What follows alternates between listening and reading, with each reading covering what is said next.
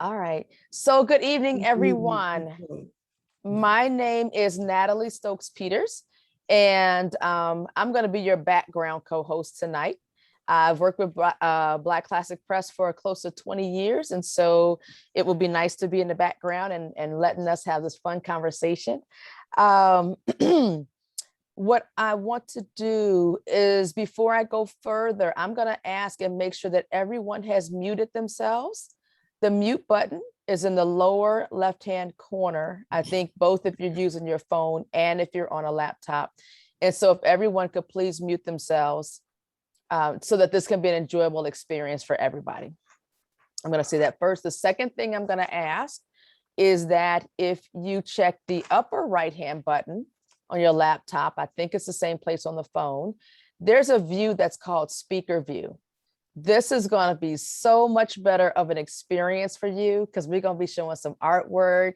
If you put your phone on speaker view or your laptop, that will make sure that the person who's talking and what you're showing is going to be right up there, and it'll be nice and big so that you don't have to search for it. So those are the two things that I am going to say before I have Wangaza Bandeli clear the space and center us all. So Wangaza, just so you all know, is she always does libations for us, and they're always so beautiful. And I always want to cry whenever she does them because they're always so beautiful. And she also is the publisher of the Blacknificent newsletter. I think you all get those from us about once a month, usually a little bit later in the month. And she's the publisher of that newsletter. So she's the one who pulls together all that good Black news. So Wangaza, the floor is yours. Thank you, Natalie. It is such a pleasure, as always, to join this circle, this place, this space that Black Classic Press creates ever so often. And so I want to just help us to know and be connected to the energies that have joined us. And so, it happens that today is actually in a tradition, Kwesiada. It's a day in which our ancestors from West Africa actually designated a day every 40 or so many days on the calendar to recognize our ancestors. And so we are right and aligned with our traditions in calling forth all of the members of our village here today now as we celebrate the work of Winfred Rembert. And so I ask you in this moment, using your own head and your own heart, in whatever name you know God Almighty, to call upon God, Odamankama, Trediapon, Inyame, and then thank God for this day, because it ain't have to be this way. We are here, we are gathered, we are one in this circle. We call upon the great Abosum, the Orishas, the Loas, the great divine energies, however you know them, those who guide and protect us, known and unknown. And of course, we call upon the ancestors. We are completing our circle when we do this. We are calling forth those who have walked before us. We are recognizing those who have given us that which allowed us to be here today, whether we're talking about the money or the insight or the wherewithal. We thank you. We thank you. And so in this moment, from your head and your heart, I'd like you to just remember and call on the energy of your auntie, your grandfather, your uncle, your mama, your granddaddy, all them good people, great teachers, great artists, great publishers that had you to be in your right Black mind to be here today. We do thank you. We do thank you. And of course, as we have come to celebrate and acknowledge Winfred Rembert's work, we call Rembert first. We thank you for all that you have given us, and that Black Classic Press, Paul Coates, Natalie, and the entire staff and supports have had the wherewithal to help us know and remember your spirit. This man who turned that chain gang pain into something like rain that we call art, that was sprinkled into our lives and that nourished and rejuvenated us. Oh, we give thanks for your spirit, your work that sprouted new Black life from the inside out. You, Winfred, who chose to use the skin, the leather of another, as the medium by which Black skin would be elevated and celebrated. We call upon that force, that spirit, that energy that you have personified and have left for us, that it will be magnified today, that your influence will be known beyond, that your medicine will be applied as you left it and as is needed. We thank you for that energy, that spirit that will be with us today as we get better, as we are more able, because you walk this earth. We give thanks again and again. Amen. Thank you, Wangaza. Thank you, thank you, thank you. That was absolutely beautiful. Absolutely beautiful. Thank you so much. It just really presences us for the conversation that we're going to have tonight. And that's it was just perfect and on time. So with that, let me go ahead and just, for those of you, I think many of the people who are on the call are familiar with Black Classic Press, but just so that I do a snippet, Black Classic Press has been publishing books by, for, and about Black people now for 43 years. And not everybody is aware of the press, but let me tell you, there are some good books that BCP is publishing out there. Some of our books are books that were once in print and have since disappeared, and we bring them back into print so that we can have source documents. We can have the books where people actually wrote, this is what I said, John Henry Clark wrote this. Well, guess what? We're going to publish John Henry Clark so that you can see that. And so that's what Black Classic Press has been about doing. And we also publish newer titles as well. And we'll talk about that a little bit later, but that's our specialty, is bringing great Black books back into print. I would like to acknowledge a few of our I just want to say our special guests tonight, they didn't ask to be acknowledged, but every time that we see them and for what they do in terms of supporting the press, they're always here. And one of those is Gail Hansberry. Gail Hansberry's father he wrote some work, and then we had Dr. Harris come in and do work after that. And we just recently published two books with them, and that's Gail Hansberry, who's on as well. Zama Cook is an artist, and Zama has worked with us on some of our book covers. And so Zama, I thank you for being on tonight. I think as an artist, this is especially special for you, and I thank you for being here.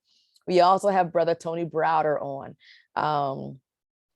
Tony, I think you get to sit back and relax tonight. I don't think you have to help us tonight, but Tony has often helped us when we've gotten into some questions or some things. And so he's just a beautiful brother. You can check out the work that he's doing. And Tony, if you would put that into the chat so everybody would have that. I also ask that if there are any book clubs who are present and on the call tonight, if you could drop your name into the chat, we would appreciate that. And if there's any booksellers who are on our call tonight, if you could also put your information in the chat, that would be great. Third, we will be doing questions tonight, but you won't be asking them. What we ask is that you place those in there. We've got a team of folks who are going through and pulling those questions out. And so we'll have time for it a little bit later in the call, but please place your questions, your comments, your thoughts into the chat. And then we're going to look to make sure that we try to get most of them in. We can't go all night, but we're going to try to get a lot of your questions and comments in tonight. And so I don't think Troy Johnson is in with us yet, but Troy Johnson is the founder of AALBC.com. And that was we'd like to thank him because he was our preferred bookseller for this book. So I'm hoping that many of you all you clicked on that link, you bought that book from Troy, because that just helps continue to circulate our Black dollars within the community. And that's so important. It may have been cheaper at Amazon, that's irrelevant. The point is, let's keep our dollars circulating within the Black community. And if that link will still be active, so you can always go back there. And then I think that Janine, one of our folks, also has put a link on the side too for you to be able to click through and have a live link to do that. So I encourage everyone to get the book. I'm going to tell you right now, I have it. This book was only $30, y'all. And I'm going to tell you, for a book that has this much beautiful color artwork in it at a high quality, $30 is really a good price, especially for a hardback book. So this is one you'll be seeing more later, but this is a really good price. And so I think it's one of the ways that we're able to share Winfred's work. And so again, I encourage you all to go visit Troy's website or visit your local bookseller. If they are open, go visit them. If they got a phone number, you can place it. Call that store and get your book. So with that, I think that what I'm going to do now, I'm just going to introduce Paul Coates to you. Paul is the founder of Black Classic Press. He is a native of Philadelphia, PA, and he celebrated a nice birthday this year, y'all. So I'll just say 25 years shy of 100 without telling his age. It's a special year. So with that, I'm just going to introduce Paul. Anything else he wants to say about himself, he can. I'm going to go on mute. We're going to try to have fun tonight. And with that, Paul, the floor is yours. Hey, Nat, thank you so much. Can you hear me okay, Nat? Yes, we got you. Good. So what Nat was getting to is this is year 7-5 for Paul Coates, who's having a great time with it and who's going to have a great time tonight. So to move this along, because I have a special guest with me who is hosting, and that's Malaika Adero. Malaika is with, right now, currently she works under Malaika's literary tribe, but many of us know her and have known her for years as an astute editor, an astute publisher, a gifted writer and editor, and someone who I go to frequently for advice around publishing. So when I was asked to do this, I knew that I wanted to do it because Winfred's story is one of those stories that, yeah, it's about social justice and it's about the streets, it's about getting down, let's do this. But the art thing kept coming back, and I said, I need some backup. So I went to my girl because, in addition to all those other things, Malaika is an astute art collector and an artist, astute art collector and artist herself in her own right. So Malaika is going to join me tonight, and I'll ask Malaika to lead off as we bring in actually the two people who we all are waiting to hear from. We have with us the author, the co-author of Chasing Me. Um, um, if you'll bear with me for a minute because I had some stuff written out, but the co-author of Chasing Me to My Grave, Aaron Kelly. And we have, in addition to Aaron, we have Winfred's other half. I'm not going to deal with the widow stuff tonight, okay? We're going to deal with the other half. We have Patsy Rembert.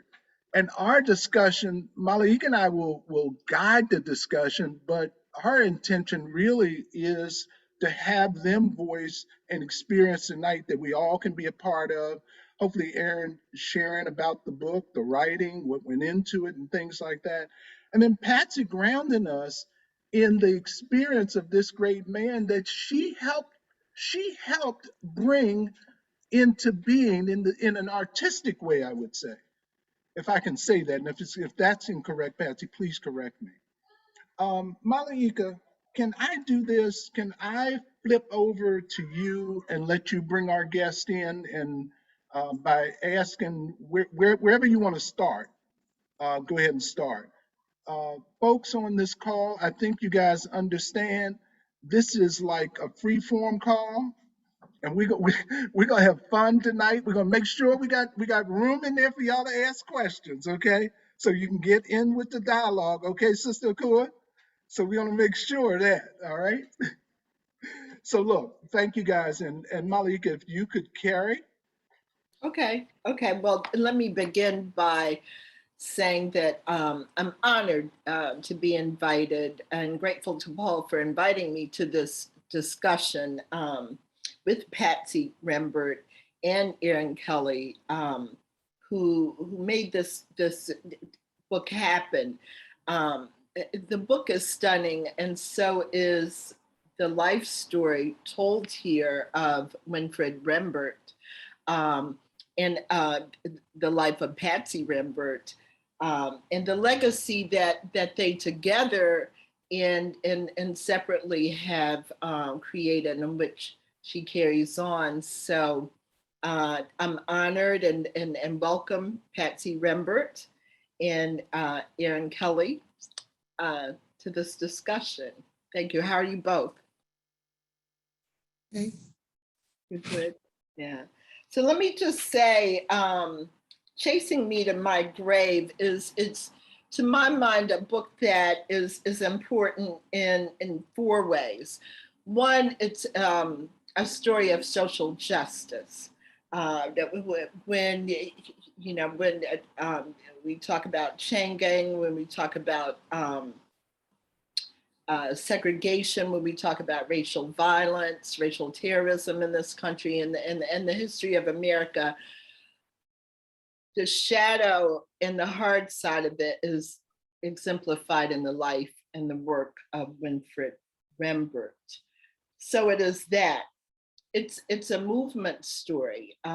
His life is against the backdrop of the civil rights movement. He was a part of that movement in a multi-dimensional way.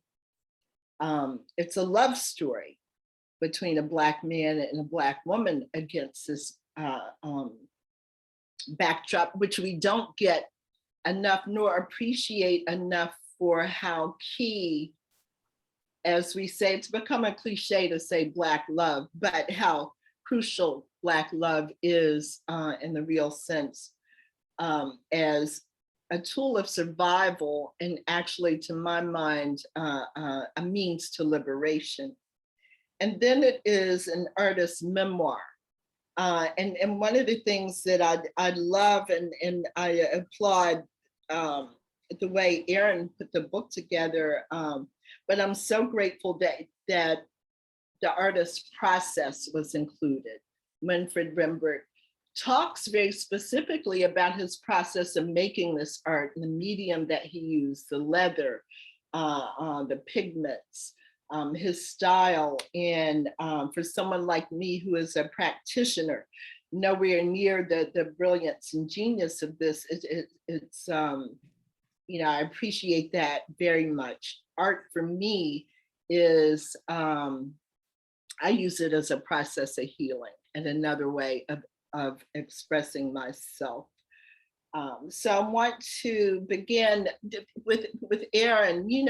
When people see as told to, it can sound so nice and simple, like you sat down with Winfred Rembert, and then you sat down with Patsy and had some nice hours of conversation and took notes and turned on a tape recorder and then just began typing.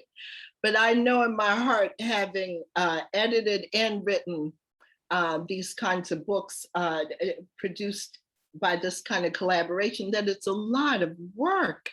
And I'd appreciate you, Erin, talking about your process and why you signed on to do this book and what your other work is about. And that'll be a way of at once introducing you and introducing the book. Thank you. I'd love to talk about that. And I'm so happy to be here. Thanks a lot for inviting me. It's just such a thrill to be on this program with all of you, and especially you and Paul and Natalie. So thank you very much, Malika. You're welcome. So I'm a philosopher. I was doing some work on the philosophy of criminal justice, the ethical questions around the criminal justice system. I came across Winfred's remarkable pictures of the chain gang of prisoners based on his own experience. They were very striking to me. I was interested in the story behind the paintings. I had a chance to meet Winfred at McBlain Books in Hamden, Connecticut, which is down the street from where Patsy and Winfred live. And I talked to him about a little bit about the story behind his paintings of prisoners and got a taste of, you know, his life experience and his incredible ability as a storyteller. And I stayed in touch with him, visited him a couple of times, and found out that he was looking for help in telling his story, to write his story as a book. There were parts of his story that he had told through his artwork. There were parts of his story that he had told in public events, but he wanted to take his time and kind of work through important events in his life, experiences in his life. And I was interested in hearing it. And I had some time to do that, and we couldn't find anyone better at the time, and Winfred was not well, so it seemed important to start the project. So I went to Winfred and Patsy's house and turned my tape recorders on and asked him what he wanted to talk about, where he wanted to start, and where he wanted to go with the story. And I tried to go into it with a very kind of open agenda so that I could follow Winfred. I could listen to Winfred. I told Winfred, take your time to tell the story you want to tell. And then I would take my tapes home, transcribe various parts of them that seemed especially compelling, arrange them, and then go back and read them out loud to Winfred. And we'd talk about them again. And he would think of more things he wanted to add. He would reflect more on what we had already talked about. And then we would add more bits and pieces into the story. I would write it up again, come back and read it. So there was a lot of reading, out loud reading, which was a really interesting process to hear the story, you know, to read the story out loud that as I had written it down, and have Winfred respond to it, and then just to take it step by step to see where he wanted to go with it.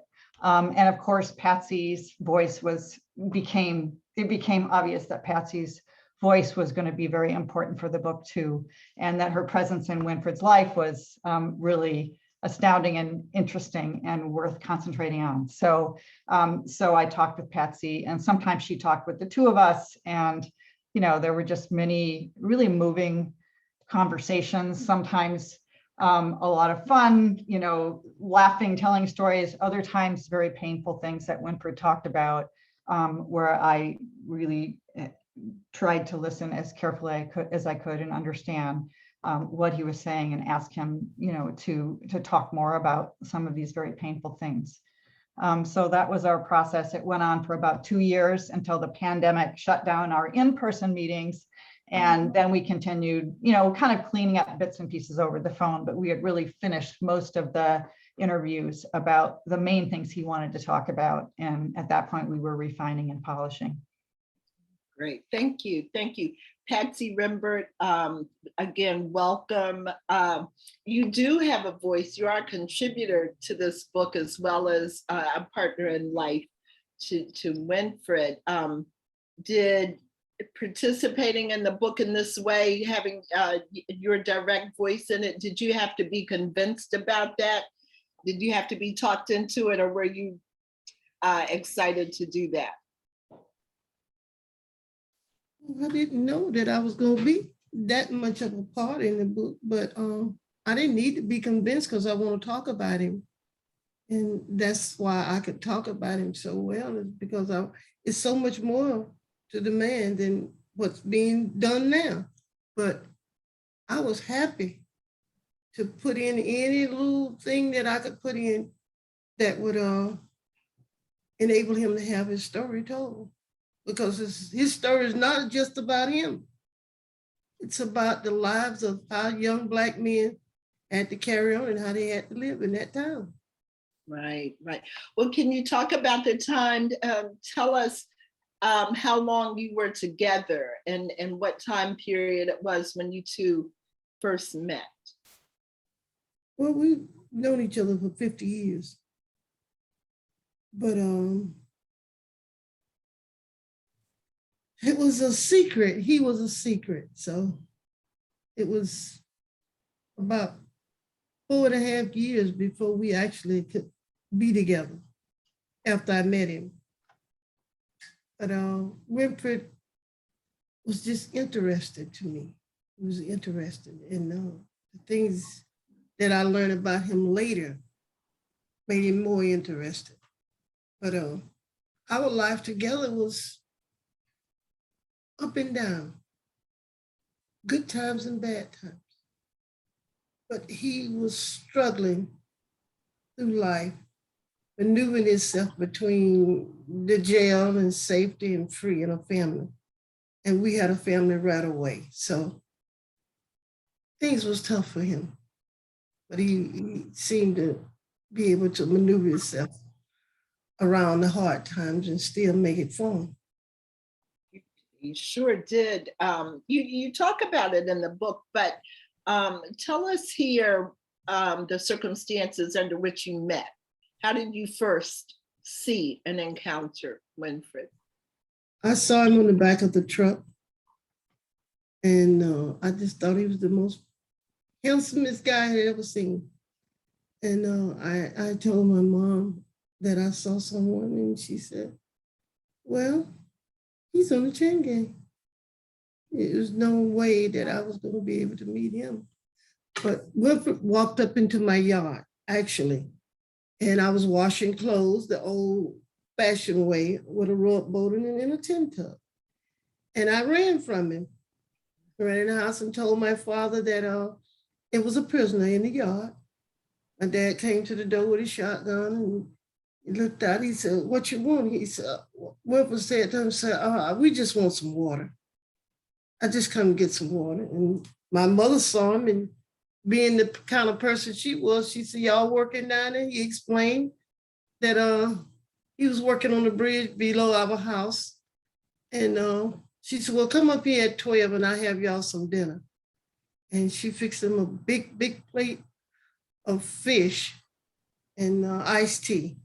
And from that point on, but they didn't know it. He was a secret. He was definitely a secret. He first got my attention by stopping my school bus. And he would stop it by piling dirt up in the middle of the road. And he would go around the bus, write me, girl, come on, write me, girl, write me.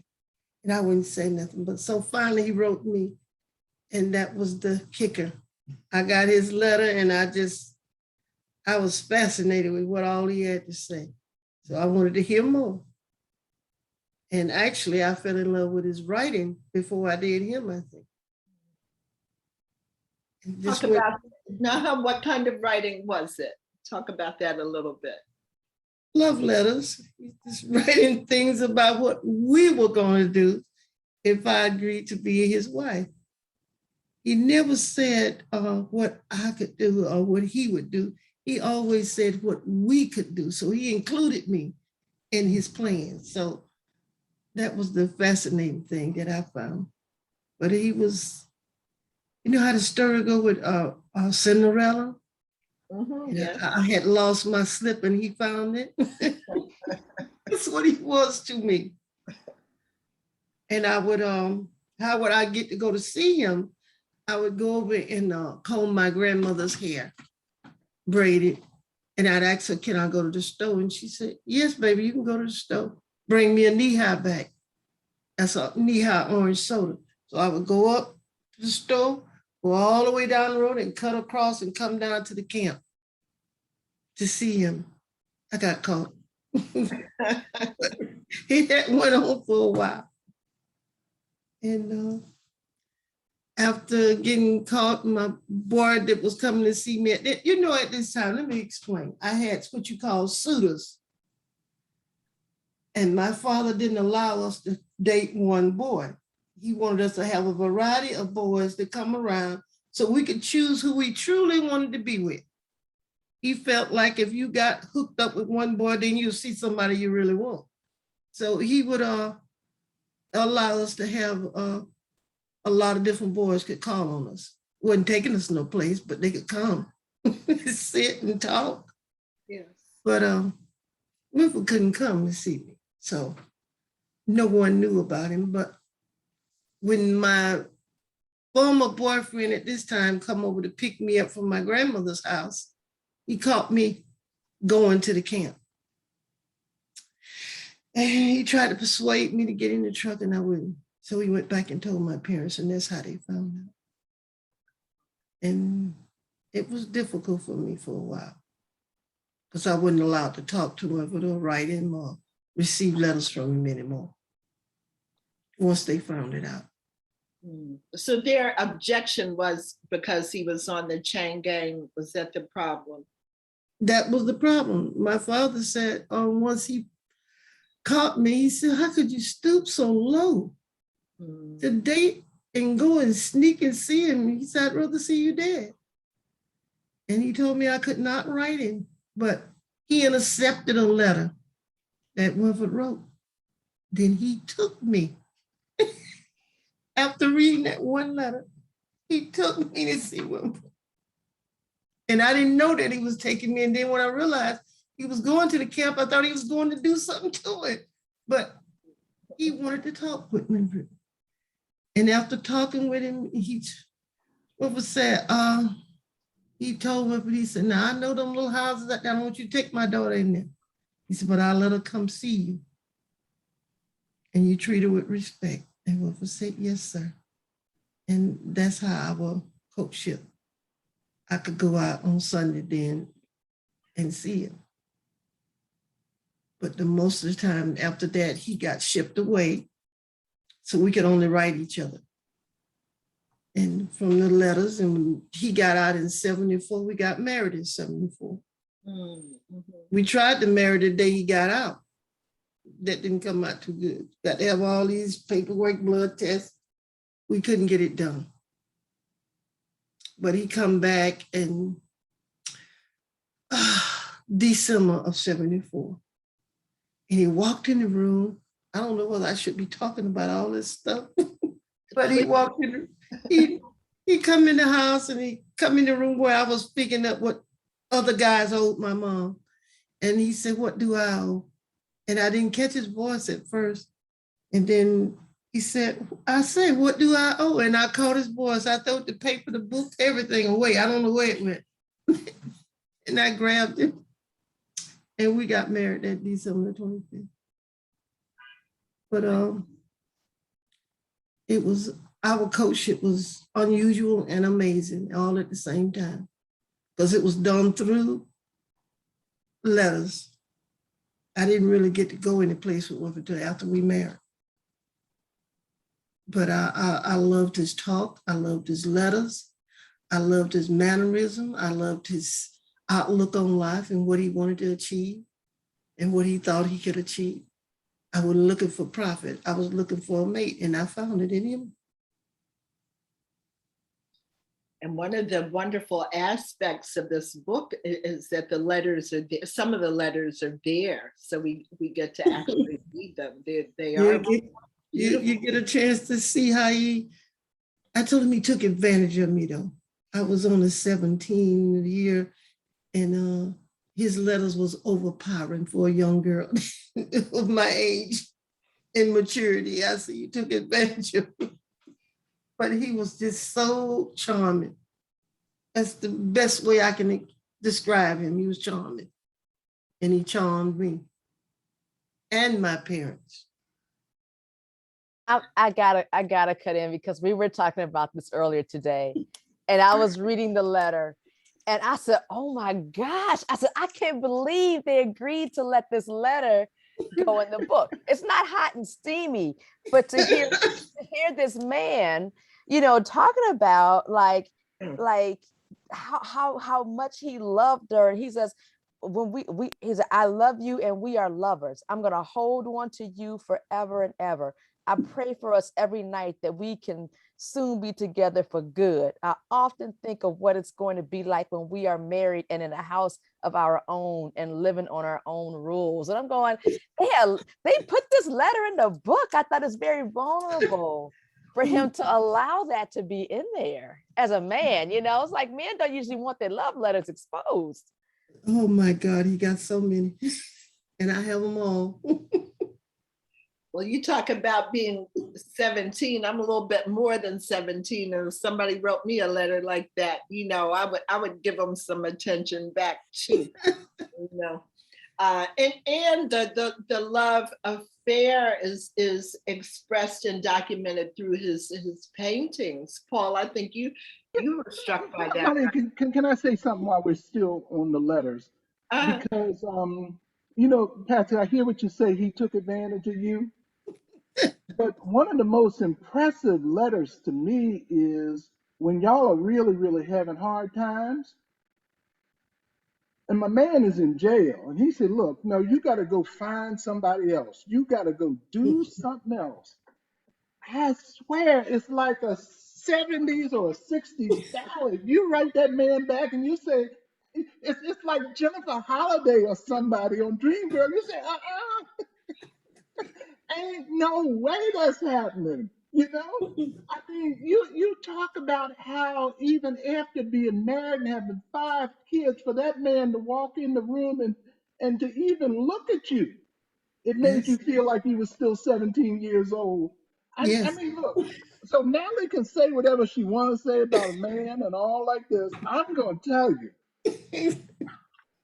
that was a hot letter, okay?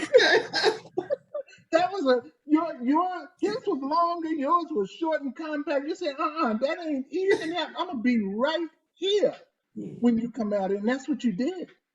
Yeah. That's what you did. That's what makes it so powerful. And I know, Molly, Paul, you just muted yourself. Paul, you just muted yourself.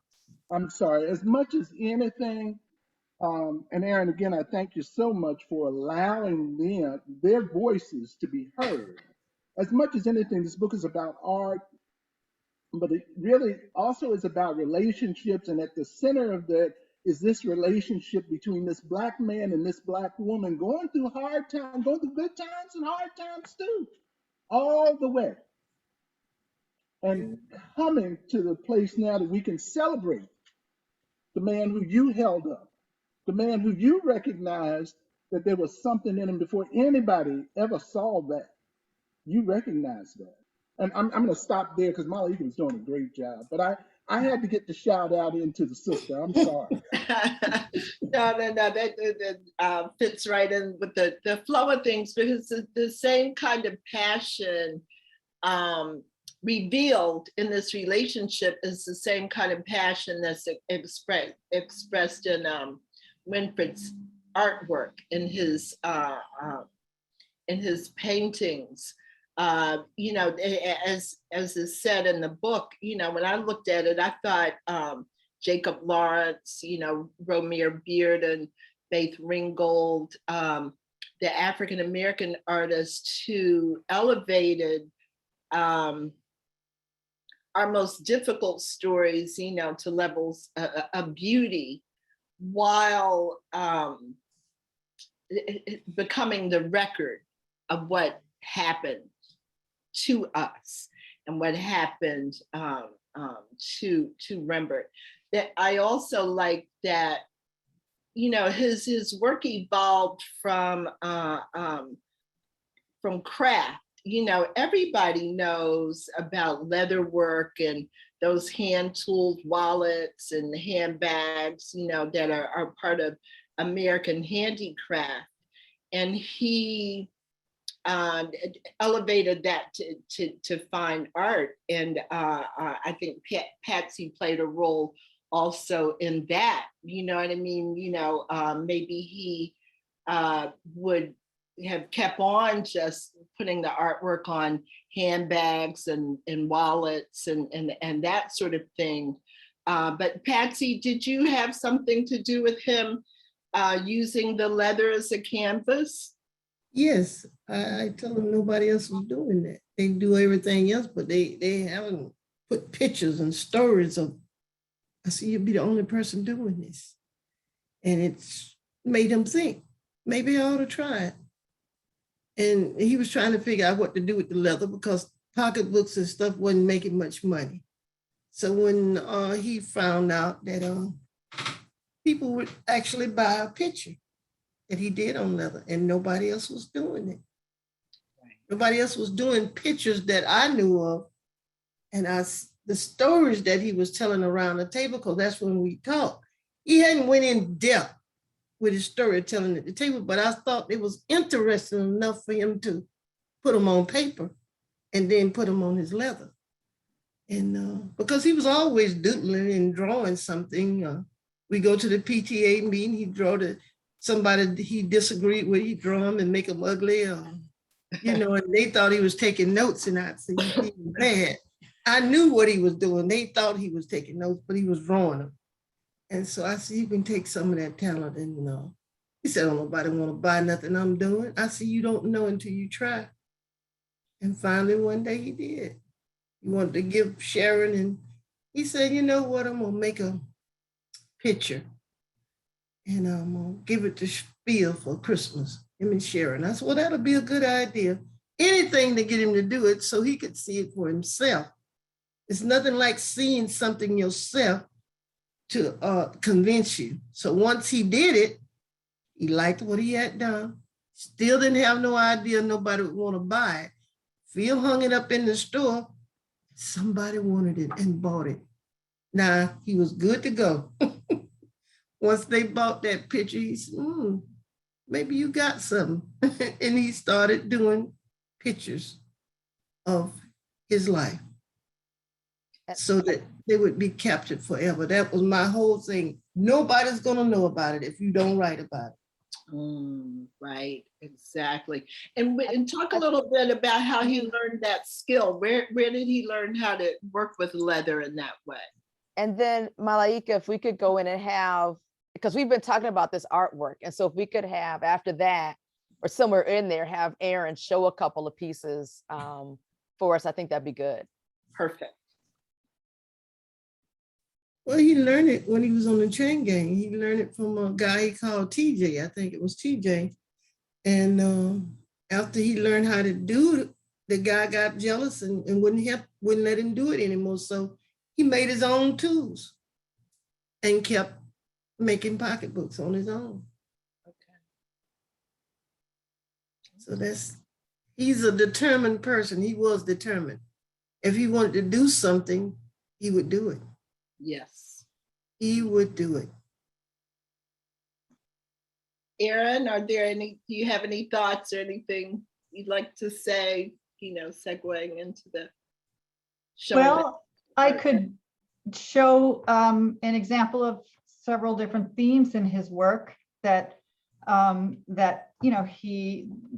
into the book in a big way. I mean, one of the things that's so exciting about the book is the interaction between his artwork and his storytelling. Each of these paintings has a story behind it, and he tells those stories in the book. So let's see, let me just start at the beginning, which is a painting called The Beginning. And again, you all want to have your view set on speaker view for these. They're just beautiful. So this is a picture of,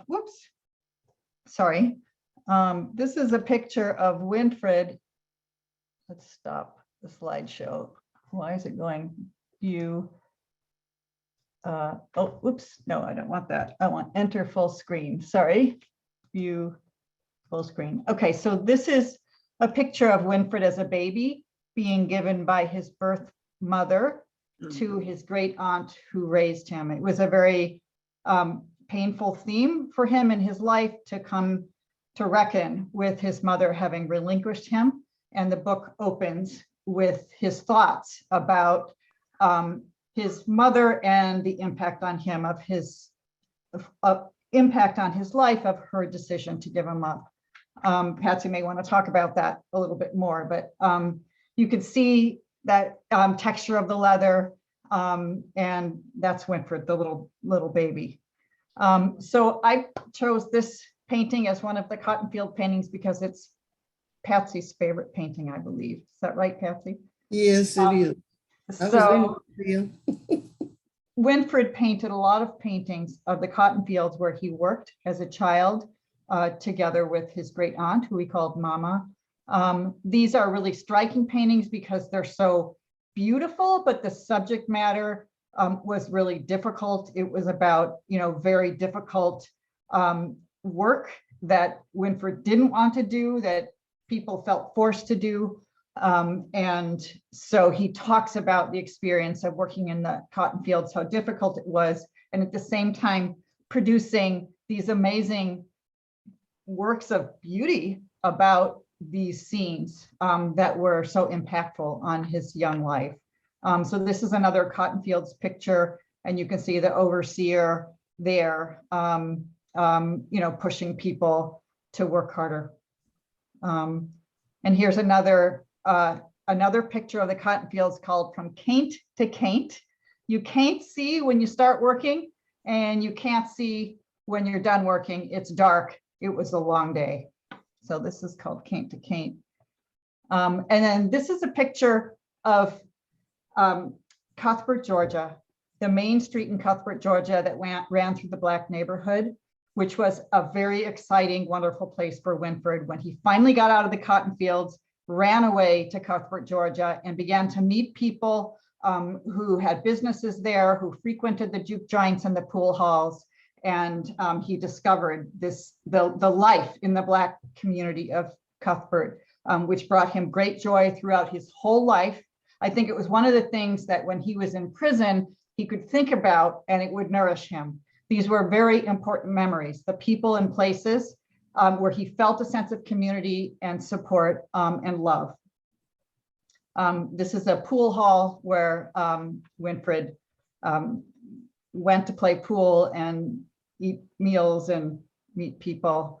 And here's a picture of the Dirty Spoon Cafe, which was one of the juke joints where people would gather, dance, have a good time. They wore very colorful clothes. Winfred learned how to dance. He really celebrated these moments of his young teenage life when he discovered these places in Cuthbert. Another scene from a juke joint, people dancing, live music. He knew the people who played the music in the band. This is Ben Shorter's band. The next sort of set of chapters in the book, really maybe the second segment of the book, was the story of Winfred being arrested after participating in a civil rights demonstration, jailed, beaten by a deputy in jail. He ends up escaping from jail and is rearrested and nearly lynched by a group of white men, put back in prison and sentenced to 27 years.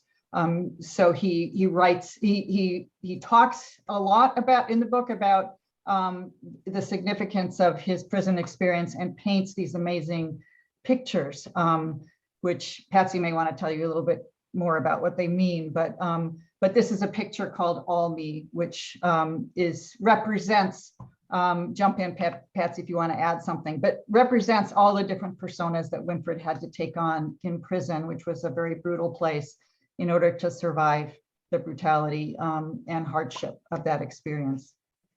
You want to add anything to that, to Patsy? Yeah, he said that he felt like he had to be this many people to get done what they was asking of him to do. So all the people that you see in this picture is him. And he's doing all of these things and it's just him. Yeah. That's him doing all of the chores and all the demands that they was making of him. Yeah, the demands were very harsh. There were sometimes really forms of torture that he had to go through in prison camp. And there was a lot of suffering that he had to cope with in some way, and he kind of fragmented in his mind his own sense of self, and then later in life reunified, his these different moments in his of pain in order to make a beautiful work of art about what he'd been through. Okay, and here's another chain gang painting called All Me on the same theme. And Winfred, self-portrait as a prisoner. And we come to a scene that Patsy described a few minutes ago in her yard. Patsy, can you just tell us a little bit about what's going on here? Yeah, well, he got me washing clothes in the tub, and my mother is pushing them down in the pot. I don't know whether they know about that, but you had to boil your clothes too. And my sisters helped hanging this stuff on. There's chickens in the yards. We had all this stuff. And there's a well where we had to go draw the water from. And my father sitting there and start shopping the axe. So that was a scene of my yard. That was the scene of my yard. And there's the dog in the background. But this is pretty much how my yard looked at the time when I met Winfred. Right. Okay, and here's a picture on, I think, your wedding day. Is that right? The day before. The day before. Yeah. Oh my God. Oh my God. That was a beautiful day. And everything I have on, he bought. Before he came, he brought that for me for a Christmas present. I don't know how he knew how to pick my size, but he got it. And he wanted me to put that on, and we stood out in the road. My house was a little ragged. So we stood out in the road and we took a picture of the fence line. And now there's another picture of us after 40 years, we took another picture standing in the middle of that dirt road. But that's the day before, the day before we got married, that picture. What year was that? It could be now. You're very stylish, but what year was that? 74. Okay. 74. December the 23rd. Yeah, 23rd. So I'll show you a No, couple. it wasn't December the 23rd. It was December. Don't ask me the date because I done forgot. Forgot the date. But I go back to when I know what happened, the scenes. Oh my Lord. So here's a picture that Winfred painted of Winfred and Patsy. I love that picture. He did that picture because I told him I love the way that in the newspaper he had a look of distinguishing, that he had something on his mind and he was telling his story. Finally, somebody believed him. That's the look he had. Wow, very cool. So I'll just show you a couple more. Here's another picture of Winfred and Patsy, the first dance. Yeah. It was an early beginning. And then finally, I want Patsy to tell us a little bit about this person. That's my mom, Sugar Cane. I wanted to be her. I didn't want to just look like her. I wanted to be her. She had so much charisma about herself when she dressed for church, or when she dressed to go somewhere. She had everybody's attention. They'd watch her. And not to be an educated woman, you wouldn't know it because she had a sense of style about herself that just says, oh, I'm somebody. Take notice. I just thought she was a beautiful person. I think Winfred thought so too. He speaks about her very lovingly in the book with a wonderful description. And she could cook anything, anywhere, anytime. I'm telling you, she was a terrific cook. So that gives you, what? Thank you for showing my mom. Oh, you're welcome. I love that painting. It's so beautiful. It's so beautiful. And the story about your family and Winfred was so moving to me to hear, and to have it in the book is just wonderful. So that gives you a little sense of some of the themes in his artwork and also important moments in his life. There was one other talent that Winfred had that I'd like for you to speak on, Patsy, and he had a good singing voice. Oh my God, yes. And I didn't know it until after we was married. I didn't know he could sing. That was a bonus. I didn't know he could sing. And that's the way he would get out of trouble with me. He'd start singing. And I would stop being angry, but I would pretend that I'm still angry in order for him to keep singing. But he had a beautiful voice. And he sounds similar to Johnny Taylor or Sam Cooke. He could sound more like Johnny Taylor, but sing gospel, and he also sing R&B type songs. But he had been offered to sing with the Soul Stirrers, but we had just recently got married. Yeah, they thought he had a beautiful voice, and he told them, "Well, I just got married and I'm starting a family. I don't want to leave my wife," so he wouldn't go. He said, "They're on the road too much, honey," because I wanted them to do it. He said, "No, they're on the road. They're everywhere." He said, "No, I can't do that and be your husband." So he wouldn't go. But they tried to get him. He sung with the Blind Boys for a couple of times when they come through New Haven. He would sing with them. Or Bridgeport, he would sing with them. And he was in several groups that he started. One was the Messengers, one was the Bells of Joy. And he had a beautiful voice that captivated other people that loved to hear him. He had a following. If they knew he was singing somewhere, they was coming. Okay. They would come just to hear him sing. Paul, you've been quiet, but I know in some of our early discussions about this, you were in many different places about Winfred. You were in different places. You told me you cried about something, and I told you I would tell that you cried. So you wanna kick in here a little bit? I do, Nat, but you know what I really want to do also? I want to ask if we can move this up a bit and begin taking questions, because I'm watching as the questions are coming in. And all I want to do is be selfish, okay? I really, really want to be selfish because, and I'm going to get to what you're saying, but I keep going back. Patsy is the remarkable element so much in this story, and Winfred knew that because in the book he's just saying it over and over and over. I don't know how many paragraphs he get through without saying Patsy. You know, I don't think there's a page, and Aaron, you can tell me because you wrote it.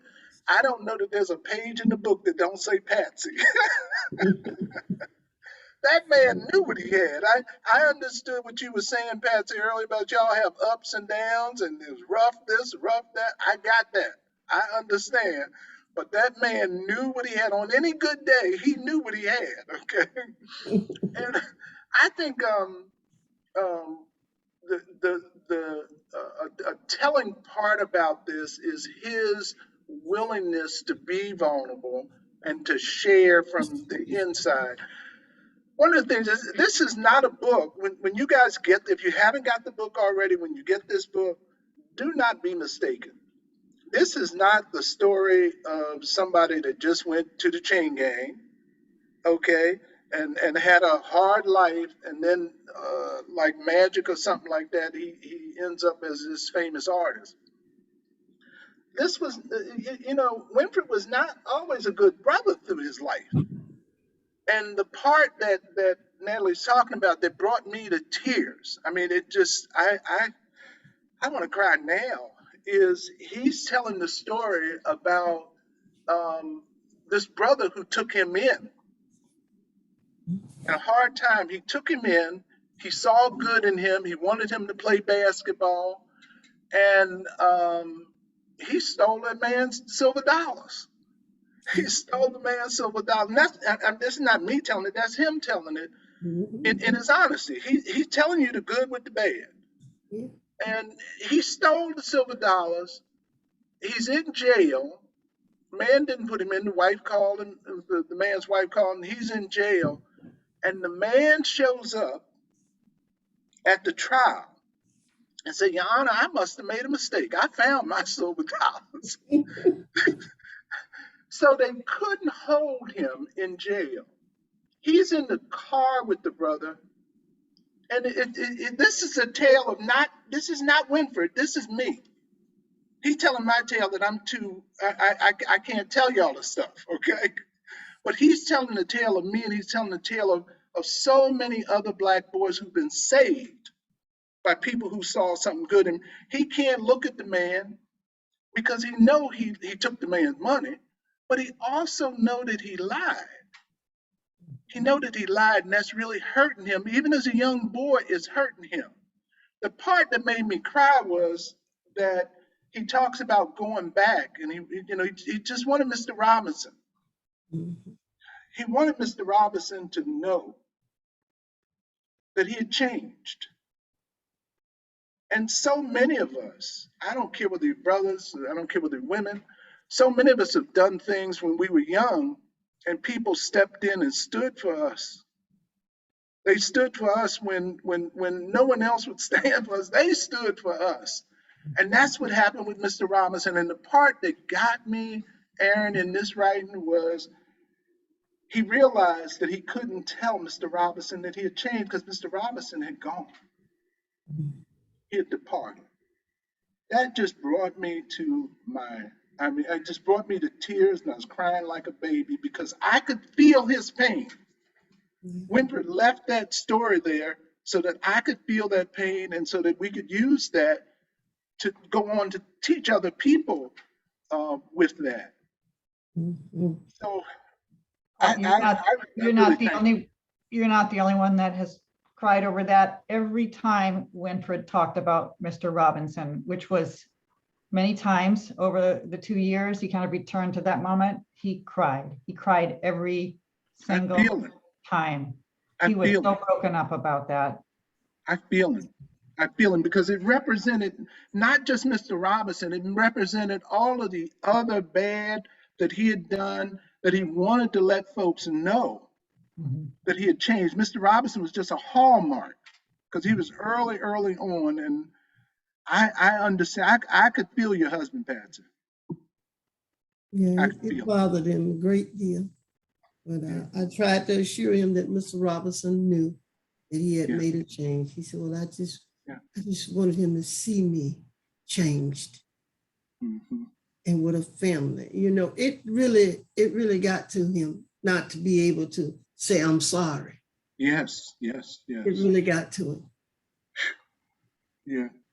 So again, folks, this is a book. We encourage you to light Troy's website up and go buy this book up and do it all because there are lessons and stories in here. Malik, I don't know if you had other questions. I'm just going to ask Nat as soon as we can to move it along. But if you got other questions, go ahead. I didn't want to cut across you because maybe other things have come up for you as well. Right. Now I have a ton of questions. I do want to get to the chat, but just one observation, you know, on this point, on this part of his life that we're talking about, he was so young. It just struck me. I read the first few pages and then had to pause on it, just thinking about how he's 16 and 17 years old, not even saying he doesn't even know how he became the object of attention to law enforcement. You know what I'm saying? And what he went through while incarcerated, you know, being in that sweat box, and, you know, it was a story no less horrible than you hear about enslavement in the United States and how people were punished in enslavement. It's extraordinary that he came of age as an adult, being a human being, you know, with any feeling and compassion left in him, which again is what makes the art so remarkable, the relationship so remarkable. Aaron, I don't know, do you have anything you want to share about I mean, it's not a long text, actually, the book, it's a quick read. I mean, were there things, did you have to struggle with leaving things out, or, what stories to tell? We didn't leave out anything that Winfred felt he wanted people to know. So it was organized around the stories that were most important to him. Some of the details got left out, and some themes that maybe he wasn't quite ready to share were not developed as much. But it really sort of came together in a way I think that he found satisfying and covered the things that he wanted to talk about. And I think it's just amazing that he was able to talk so openly and in such detail about some of these experiences, and with the reflection of a mature person looking back, talking about what he went through and making sense of it in the context of his life as a whole and our society as a whole, like really thinking about it in a very sensitive and open way, so that people could learn in a maybe deeper way about what he had been through. So it's not just the events, but like his thinking. That really interested me, and I thought he was amazing to be able to share all of those thoughts with me too. Who am I, and I'm from such a different background, and I'm asking him, well, what did you think about when you went through these things, and how do you feel about it now, and what do you want people to know? And he was just always so welcoming of the opportunity to develop and share his thoughts on those. He never made me feel awkward for asking these questions and asking him to explain, because he wanted to think about these things more, and kind of just maybe come to some sense of just meaningfulness in some of these experiences that were, that just caused such despair. So I appreciated that greatly. So one of the questions that's in the chat, and I'm just going to read the whole thing really quickly, but it says, Mr. Rembert's art came out of personal trauma while witnessing and surviving horrific acts of systemic racism. The impact of Mr. Rembert's art on me and others can only be called profound and humbling. Did the work bring Mr. Rembert peace? And I would ask, in addition to that, did the book bring him peace? Like, was it cathartic for him? You're asking me or Aaron? Either one of you all. Well, I think it brought him a sense of fulfillment, in the sense that he accomplished what he set out to do. Mm. He accomplished what he asked the Lord to allow him to do. And he held no kind of animosity toward people. He only had love. And that's the strange thing about it. He loved everybody. He didn't have no picking and choosing. He loved everybody. He wanted to be loved. He wanted to be loved by everybody. But he also wanted people to know that there was things that was happening to Blacks at that time and today that was unjust. Where's the justice in all this? That was the most that he wanted out of the book. And he was hoping that by doing the book, people can see how life was truly for Black men and what all they had to suffer through, and that it would help in some way of changing the mindset. But it's most things, I don't know how, he just didn't hold no animosity in his heart. He had only love for everybody, and he wanted to be loved by everybody. That's what he wanted. And that's the way he raised his children, not to hold animosity towards any race of people because of what had happened, but to learn from it and treat people on an individual basis and what they may have done and you have done, but not to hold a whole race of people accountable for what went on. How he was able to feel that way, I don't know, but that's the way he felt. I'll just add, I don't think it resolved the trauma that he suffered. You know, it might have been cathartic in some ways, but he did suffer from the trauma throughout his life, which is one of the reasons we decided to call the book Chasing Me to My Grave. Some of these traumatic experiences, you know, would haunt him in his dreams and wake him up at night. And doing the art was an important way to express, you know, maybe externalize, maybe gain some kind of control over some of these feelings, but I don't think that it resolved the trauma that he struggled with. No, not in no way did it stop it. But at the same time, that's what was so hard to understand, for me to understand, was that he suffered from in his dreams, but when he's awake and alert, he held no animosity toward anybody. He would talk about it and explain it, and he would tell me, because I'm there with him when he wake up sometime, he'd be fighting in his sleep, trying to get away and trying to save himself. And he said, you know, I don't think I'm gonna ever truly be over this. I think they're gonna chase me to my grave. And they did. Wow. He never got over that part. But the part that amazes me is that he didn't hold no animosity toward any race or people for. He didn't hate anybody. That's what I couldn't understand. I think I'd hate. I'd be angry because I'm angry it happened to him, not me. And I was angry about it. Right. And I was hurt by it, just to hear what had happened to him. I wanted to do something. I wanted to do something literally violent, but he didn't. That's the part that I don't understand. I just couldn't understand it. You know, that makes me think, you know, this also, as I mentioned earlier, is a story of migration, of the out-migration from the South,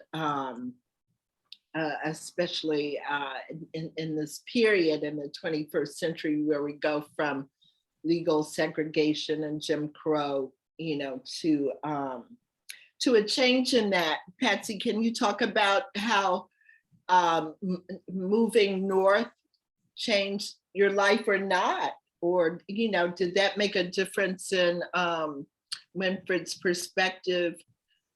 You all, you know, relocating up north? We relocated up north because that's where he could find the work that he felt like he could take care of his children. That we had planned to have 10, you know, but it didn't work out that way. We stopped at 8. But that was that was the plan. And he didn't want them to get a sense of, you know, people that farm, they love it. And I didn't either. He didn't want them to get a sense of that kind of life. He wanted them to have a different type of life. And you can't do it if you live in the South. You're automatically being hooked on working in the fields and all. He didn't want that for his children. Right. So moving north was the reason. But the love of Georgia and the places and the openness never left either one of us. But the lifestyle, we come north in order for our children, hopefully they have a better outlook on life. Yeah. And have a better interest in different things. So that was the reason for coming north. Thank you. So there's a question about the picture that's behind you. So they want to know what's the name of the piece, and they want to know a little bit about it. That's a curve. They call it the Curvy. That's what he called it, the Curvy. It was a place where when kids are not in school, they go in, when they're playing hooky from school, they would go and swim in that hole. And that's where they'd all hang out at, the Curvy.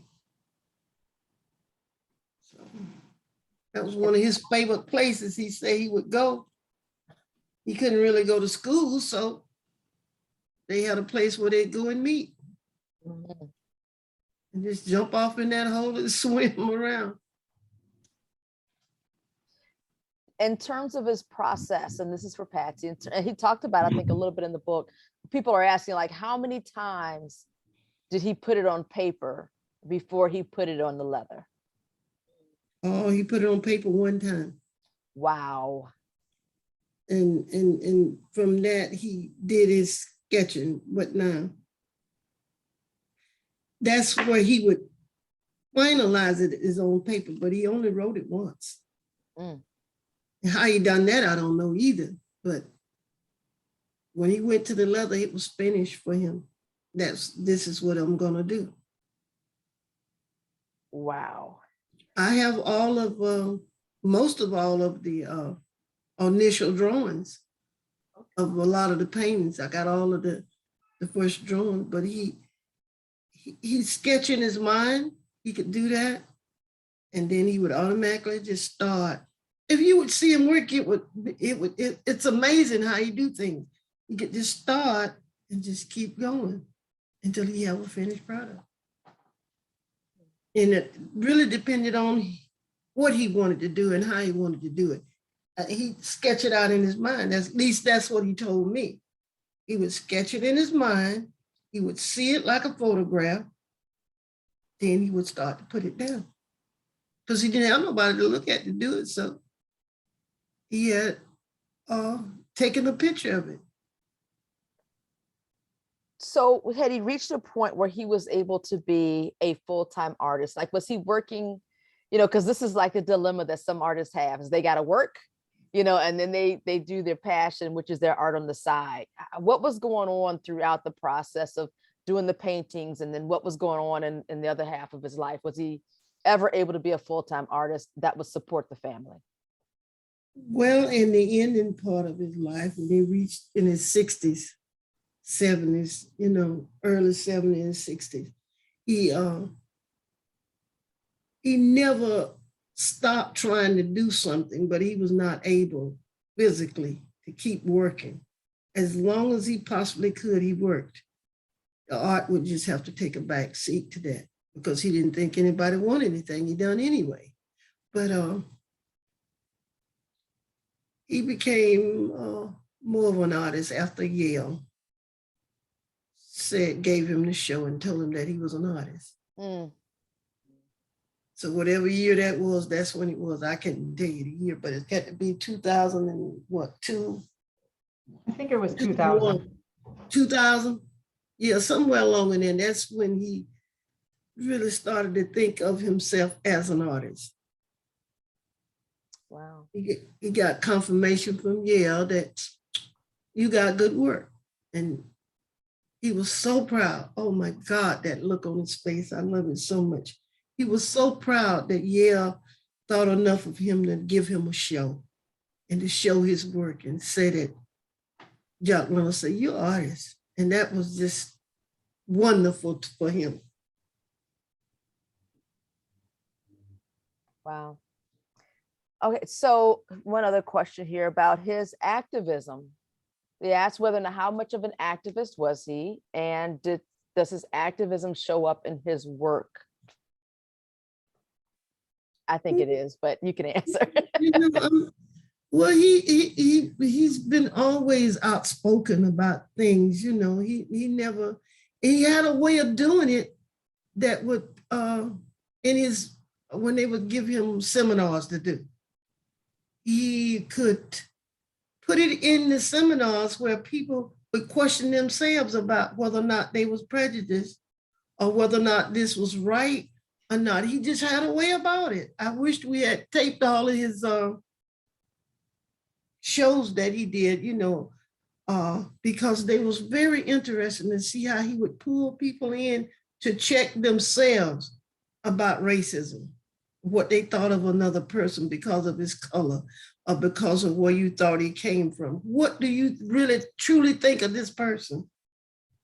And when you say you have a Black friend, what are you talking about? It shouldn't be a color. That's my friend. Why would you label it, that's my Black friend? He had questions like that he would bring up in his seminars.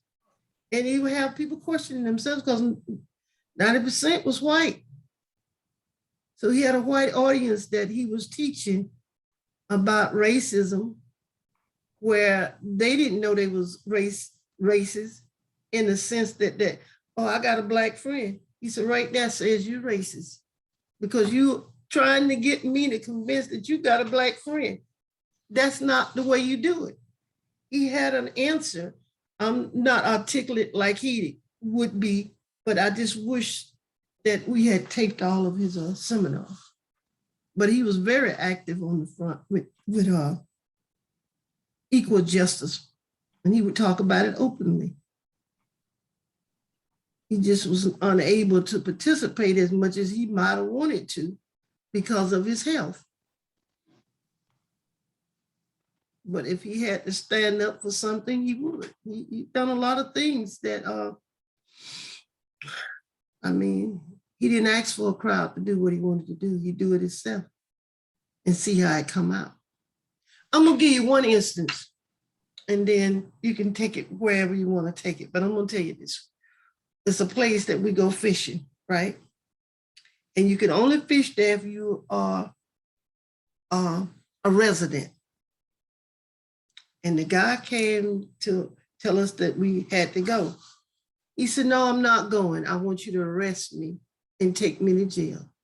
So I can tell everybody why I can't fish here. It's not because I don't live in the area. He said, I live in the United States of America. And you go and get people from other countries and bring in, they free to fish anywhere they want to. But I've been here. My folks have died here and been in wars for you, but I can't fish here. He said, no, arrest me. I'm not leaving. Guess what he done? He left. But he stood that day on a moral ground that I got a right to be here. And you're not going to use that old time thing with me. I got to be a resident. Because he said, you might as well put up a sign and say white only. The guy got in his truck. He was a forest ranger. He got in his truck and pulled off, eat and come back. But he let him know, you're not going to trick me with saying because I'm not a resident, I can't fish here. Just put up a sign that said white only, like you used to. Guy left because that's all what he felt that it meant. Wow. So that's when we're getting comments and people are so inspired by you and people are saying you're articulating all of this just fine. So for you to say, you can't do it that way, you are definitely having an impact on our audience. So I do want to share that because I'm looking at that over there. You are beautiful. This is wonderful. What he would want me to say and how. Well, I'm glad we're recording this. We're gonna probably we're getting close to almost wrapping up. Paul or Malaika, is there anything else you want to do to close at this point, or what would be your preference? The only thing I have left to say is just to echo the comment about Patsy and her insight and her contribution to Winfred's life, this book, and this conversation. And and as I said to her earlier, I found enormous wisdom in what you had to say in the book and in what you have to say now. So I know you're speaking on behalf of your husband's legacy, but I think you have an important legacy as well. And so I thank you for that. I thank you. Yeah, I'm going to come around the same way. We, and I think I've done this several times, and that is thanking Aaron and thanking Patsy. The one thing that keep coming back to me, Patsy, what keep coming back to me is how you told your husband, ain't nobody else doing this. Now the amazing thing about it is you're right. But you had not been to art schools around the world. You had not been engaged in who's who in art and all those kinds of things. You've not been going to art auctions. But what you were saying was right, because what you were saying was other people may have skills and what have you, but nobody, first of all, nobody got that experience like you got it. And nobody is putting this into their work. I mean, just the honesty and the originality of it. So your vision, and it wasn't like you told him this once, you told him this multiple times. Lots. he like some men, not me, all right, not me, but like some men, they have a hard time listening to women. I always listen to women, okay? Okay. So don't worry about that, all right? All right. If you had told me, I would have just went and done it, okay? Okay. I got you. But the fact of the matter is, you knew, and what you were saying was so true.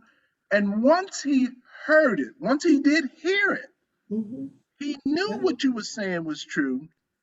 And he went on to create a legacy that's really, really unique in our tradition and unique in, I don't know, I don't know how what he does shows up in other traditions. I really don't.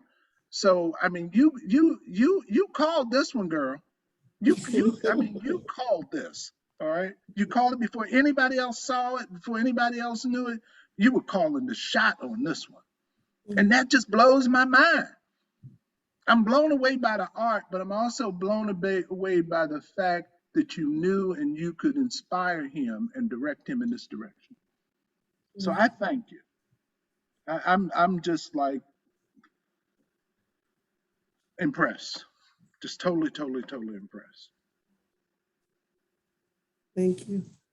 I do want to do a shout out also, because you reference Phil and Phil's wife, and for folks on this call, when you get the book, you'll know. For folks who don't get the book, she's speaking of the McBlains, and many people on this call know the McBlains as antiquarian book dealers. Mhm. Can you talk about that, Patsy? Because obviously they were very early and instrumental in terms of Phil, especially, and your husband spoke about him like he felt like a brother. He did. So can you talk about them just a little, please? Yes, Before we it was go. not about art. That was never in the plan. That come up later. We was friends long before that come, because we both deal with children. And Sharon was kind enough, because things was tough, and Phil took Winfred to, they became fast friends too. And that's not easy with being friends with Phil, but Winfred and Phil hit it off right away. They became friends. Phil would take Winfred shopping and get extra food for us to have in the house. And Sharon and I was dealing with children, disadvantaged children and stuff. And so we just became friends. But Phil actually sold Winfred's first picture out of his shop. Winfred had gave it to him and gave him the money for it. So it was a long process. And then he would take Winfred to go shopping and buy more leather to do more work. So it was a long, but it was a joyous time that we had with the McBlains. And it came about long before the artwork did. So we didn't become friends with the art. We was friends before. And Fred and Sharon and Phil took a great interest in our children and to help us in any way they could. So that's been a long-standing friendship. And then we just all collaborated on the art when we finally figured out what Winfred could really do. See, I'm finding this out along with them too. So we was looking for an avenue, and that was the avenue that I said the Lord took us down to the art, and that he could do it on leather because nobody else was doing that. So it was kind of collaboration. So Nat, I know we're getting ready to wrap up. I don't know if you're getting more questions in, but I'm gonna ask if I can get one more in here, because we're looking at Patsy, and again, I'm celebrating this woman. I'm gonna give y'all one more thing to celebrate. So this brother comes off the chain gang. He goes up to Connecticut. He's struggling. He starts selling drugs. He gets arrested. He goes to jail. He's in jail. Patsy out there with the children. I want to know how many of y'all know a woman that walk in on the judge and tell the judge, tell the judge to let her man out of jail, and the judge said, okay. Can you talk about that, Patsy? Oh, yes. I explained to him, this man done did everything he could to get a job. He done everything, and folks telling me overqualified. And he already know that it's because he's Black. He's a terrific, he didn't go to school for it, but he learned it on the chain gang. Heavy equipment operator. Operate any bulldozer, backhoe. And the guy was looking for a foreman, but he told him, you too qualified. And things like that was happening to him. I said, he done did everything he know how to do to get a job. And we got a lot of children. I said, and he's trying to take care of him. He only did 6 months. Everybody else was doing 12 and 13 years. They let him go. 6 months. But I walked in there and I told him, you got to let him go. I need him. We got 6 boys, 2 girls. And he decided he'd let him go. He said, as long as you stay here, nobody's going to bother you. So we stayed right here in Connecticut. And that was the end of that. Wow. That was the end of that. But I went in there and I spoke my mind about it. And I'm saying, he even went to the mayor to try to get a job. I said, nobody give him a job. He got to take care. He got to live. Got to live. What do you expect him to do when somebody's standing over and saying, hey, well, you can work for me and I'll give you X amount of dollars? That's what he thought he had to do. Mm-hmm. So they let him go. Right. They let him go.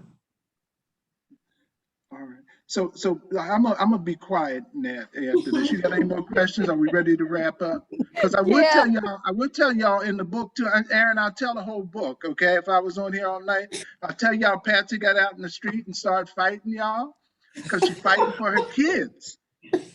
She fighting for her kids out in that street. That whole family got out there fighting in the street. This is more than a book on art, y'all.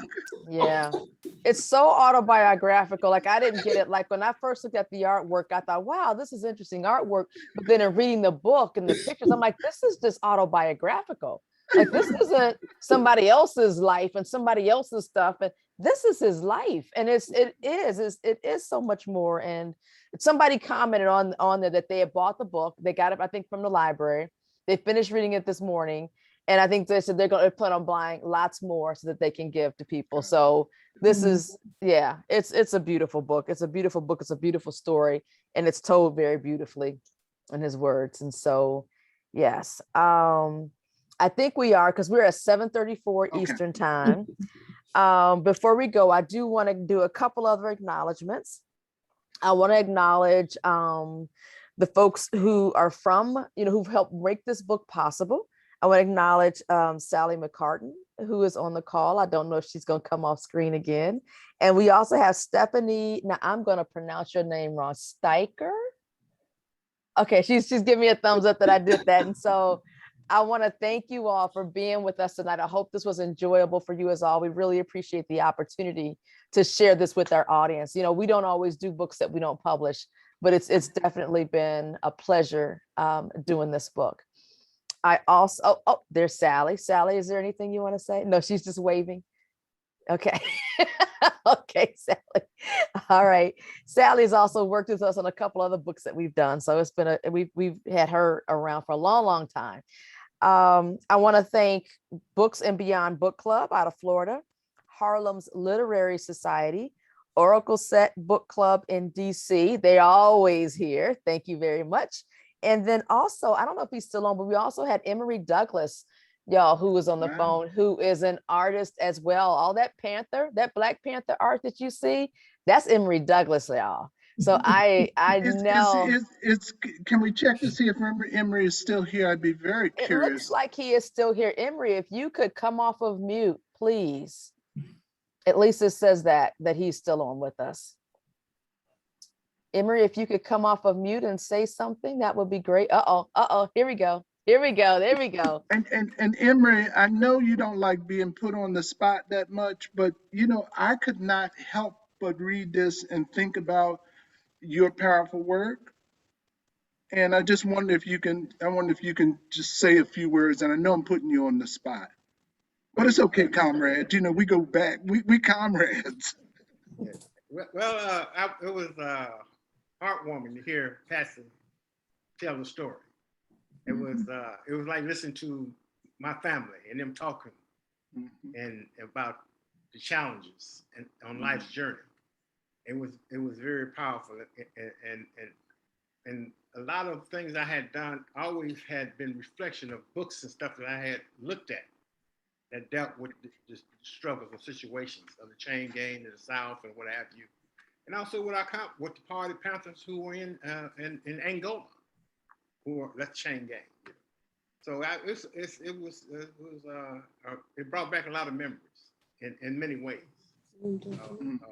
personal memories of growing up. Emory Douglas, thank you so much. You've given so much, and just to have you comment and to be here on the call with us, we're honored, brother. Thank you. He does. Emory also has a beautiful book out, y'all. And I wish I had known you were going to be here because I probably would have had it next to me, but I love that book. So he also has one. There are 2 editions of that out now, or maybe. There's a second edition, yeah. Yeah, so there's a second. I'm not in print anymore right now. Yeah. So you got to look up Emory too. We got to love our Black artists, y'all. We have to. And Emory, can you share the title that we're talking about, please? Yeah, it's called Black Panther: The Revolutionary Art of Emory Douglas. Yeah. Got it. Yeah. Got it. Thank you, Paul. That was very smart of you to. Thank you, Nat. Since I couldn't remember, just tell the title. Thank you, Paul. All right. And I want the 2 more things that I want to share before we get off. I want to, of course, thank everyone who came out tonight. I want to thank everybody who came together to make this happen. It was always a pleasure seeing so many people, joining us. I want to thank our production team. I want to thank Janine. I want to thank Damani, and I want to thank Roz Coates because they are in the background. They're the ones letting y'all in. They're the ones monitoring the questions. And I have to especially thank all of them for being here today because I got to relax. If y'all saw me, I was like this a lot of times because I got to enjoy the call. So I appreciate them. This is like, we've been on the phone with each other all day. So I appreciate every single one of you all. I want to thank Malaika and Aaron. And of course, Miss Patsy. I have to thank all of you all. And thank Wangaza again for me, please, because absolutely. She always responds to my last minute. Sister Wangaza, you know I just love you. So thank you for clearing the space for us. Thank you for allowing the ancestors to be present. Thank you for blessing this call.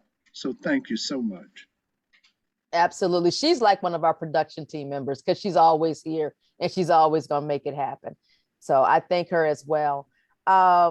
One note, y'all, we got a new book that's going to be coming out in November. Speaking of activists, we have a book about Florence L. Tate, who was an activist. And there's a memoir, and I'm going to tell you, we've been trying to bring this thing out for a couple of years. We have worked hard on it.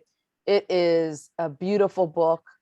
It's, oh my good, here, wait a minute. Let me see if I can do this real quick. I want to show you all the cover of this book, if I can, because this is the cover of this book.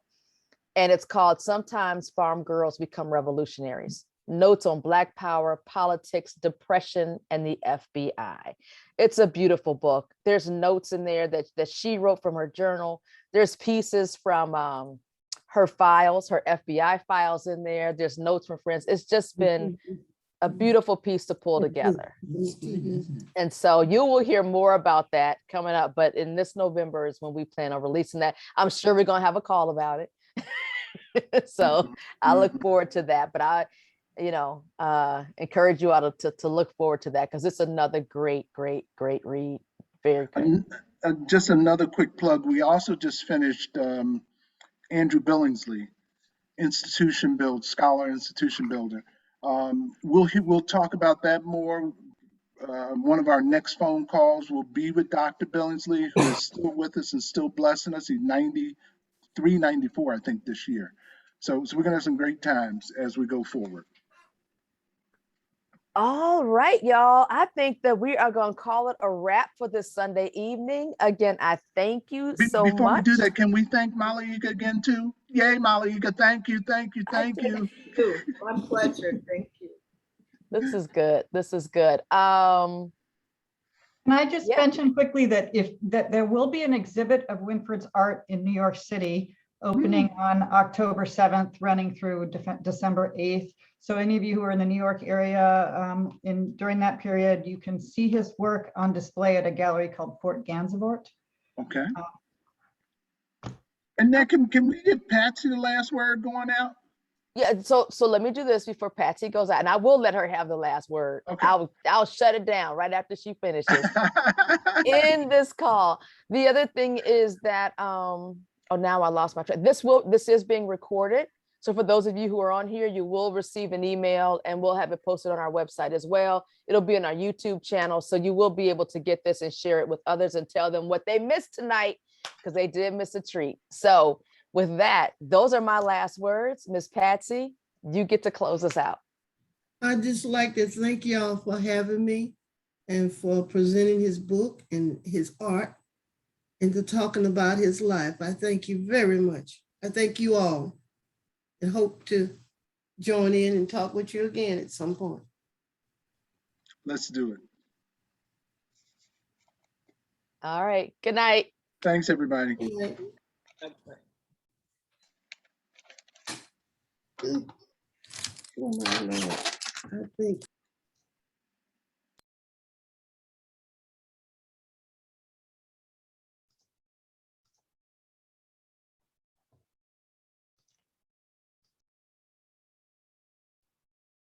So usually we try to clear the room and then we just do a little wrap up ourselves. But it's closing out pretty well. I think Paul already signed off, so I'll text Paul and ask him to sign back in. And that's just to close out. Let's see. Hopefully we don't have to. Thank y'all for coming. You can leave.